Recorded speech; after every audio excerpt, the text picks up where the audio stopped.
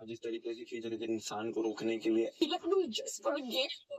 स्वागत है आपका हमारे चैनल प्रेडी टैकी पर। जैसा कि हम लाते हैं बिग बॉस 18 के एपिसोड का अपडेट और क्या होने वाला है नेक्स्ट, ये बताते हैं हम आपकी वीडियो में। जैसा कि बिग बॉस 18 में कल थी बिग बॉस में अदालत, जहां पर कशिश और अविनाश थे कटघरे में और करण और रजत दलाल थे वकील, जहां पर उन्हें सिद्ध करना था कि गिल्टी किसकी है, कशिश या अविनाश की। पर ये मुद्दा इस तरह से खत्म हुआ कि गलती यहाँ पर किसी की भी नहीं थी और सारी गलती यहाँ पर सारा पर थोप दी गई।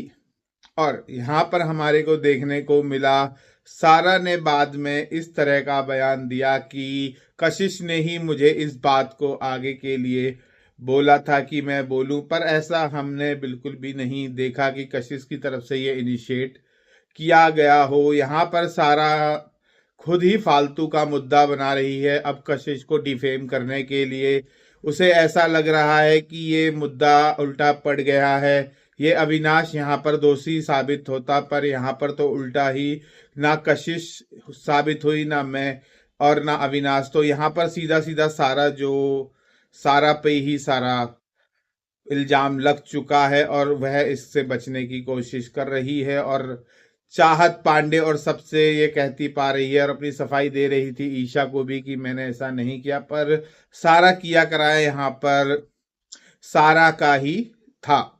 जैसा कि आज बिग बॉस 18 में होना था टाइम गॉट का टास्क, जहां पर स्केटिंग बोर्ड टाइप में पेयर बनाए गए थे और जो इनमें से जीतेगा वही बनेगा घर का नेक्स्ट टाइम गॉड और सीधा 14 वीक में एंटर करेगा। 14 वीक में एंटर करने का मतलब ये है कि वह बिग बॉस 18 को जीतने के बिल्कुल ही करीब पहुंच जाएगा।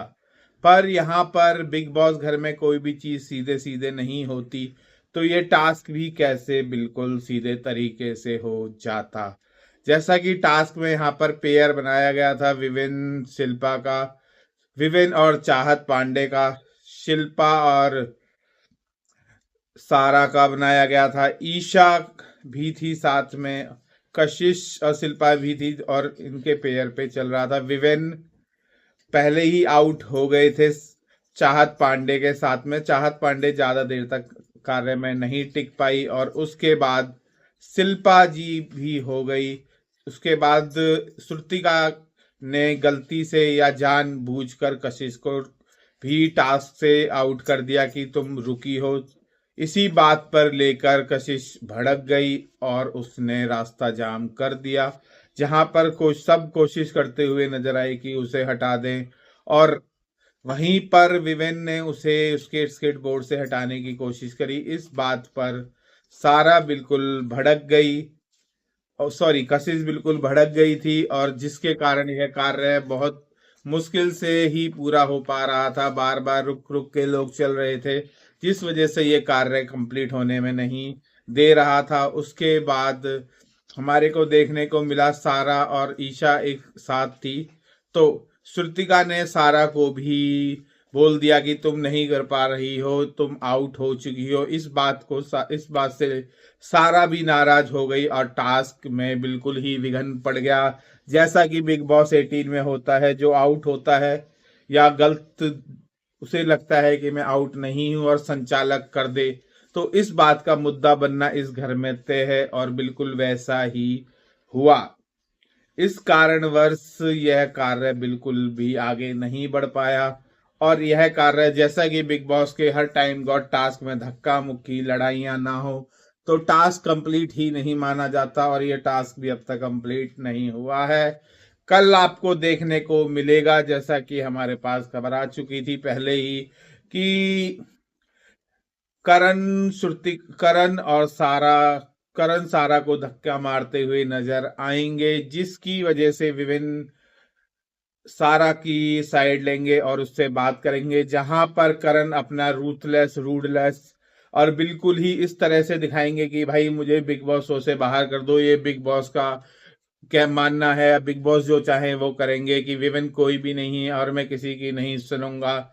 इसी को कहते हैं यहाँ पर ये बेसलेस चीजें। अगर यही सेम चीज अगर कोई और कर रहा होता है, रजत होता है या अविनाश मिश्रा होता, तो यहीं बिल्कुल ही करण का पॉइंट ऑफ व्यू चेंज हो जाता और वो कहता कि भाई ऐसे कर ले, वैसे कर ले। और उसे यहाँ पर अगर विवन समझाने जा रहा है तो वो उसके बिल्कुल ही इस तरह से दिखा रहा है कि भाई मेरी गलती नहीं है तो मैं अपना आप देख लूंगा, तुम कोई नहीं होते, तुम कोई इंस्पेक्टर नहीं हो, मैं तुम्हारा पॉइंट ऑफ व्यू क्यों मानूं और किस लिए मानूं। और यहाँ पर उन्होंने सारा को धक्का मारा, जबकि बिल्कुल भी शो में किसी लड़की को तो बिल्कुल धक्का मारना वैलिड ही नहीं है। अब तक किसी सीजन में ऐसा नहीं हुआ है। जो करण का यहाँ पर देखने को अलग ही रूप मिल रहा है। अगर यही सेम घटना चुम के साथ हुई होती या शिल्पा के साथ हुई तो यहाँ पर करण ही हमारे को अभी दूसरे रूप में दिख रहा होता कि तुम लड़की के साथ ऐसा क्यों कर रहे हो, और कर रहे हो, तुमने लड़की पे हाथ उठाया। और यही प्रीवियस रजत को बोल रहा था कि भाई मेरी मम्मी पीएमओ है, मैंने ये नहीं सीखा वो नहीं सीखा। जब यहाँ पर ये बात आई तो अब कहाँ रह गई उसके मम्मी के संस्कार और पीएमओ वाली बातें की ट्रेनिंग देती हैं कि मैं लड़की को ऐसे बिहेव नहीं करता।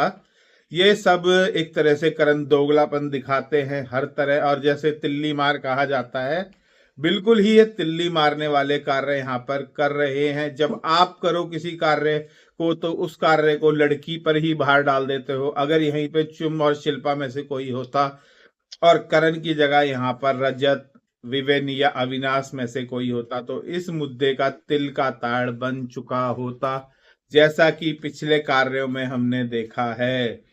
यही तो इस बिग बॉस के घर की बात है। यहाँ पर करण बिल्कुल गलत है पर मानेंगे नहीं। यहीं पर अगर और कोई होता, जैसे कि अभी टाइम गॉड टास्क हुआ था जिसमें चुम ने पूरे राशन को चुन लिया था, वहां पर उन्होंने बिल्कुल ही चुम को गलत नहीं बताया और सब पर चढ़ रहे थे कि चुम से कोई नहीं बोलेगा, ये नहीं करेगा। भाई आपने ठेका थोड़ी ले रखा है चुम का। जब आप ही दूसरे के लिए तो आप दूसरी बातें करते हो और चुम और शिल्पा अपने के लिए आते हो तो आप अलग बिल्कुल बातों को बदल देते हो। इसी को दोगलापन कहते हैं करण का, जो तिल्ली मारने वाले कार्य शो में पूरी तरह कर रहा है। और जैसे ही करेक्टर चेंज होते हैं वैसे ही उसकी बातें भी चेंज हो जाती हैं।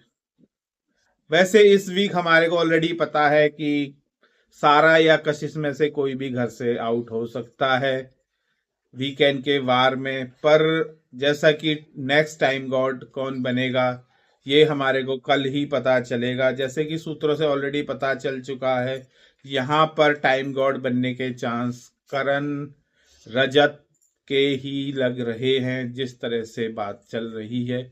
या ये भी टास्क जो है रद्द हो सकता है।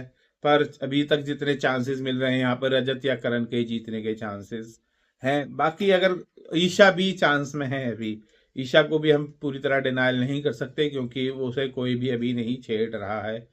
बाकी अगर ये वीडियो आपको पसंद आ रही है तो ज़्यादा से ज़्यादा लाइक करें, चैनल को सब्सक्राइब करें और बेल आइकन बटन को जरूर दबाएं कि आपके पास और भी नोटिफिकेशन अपडेट आते रहें।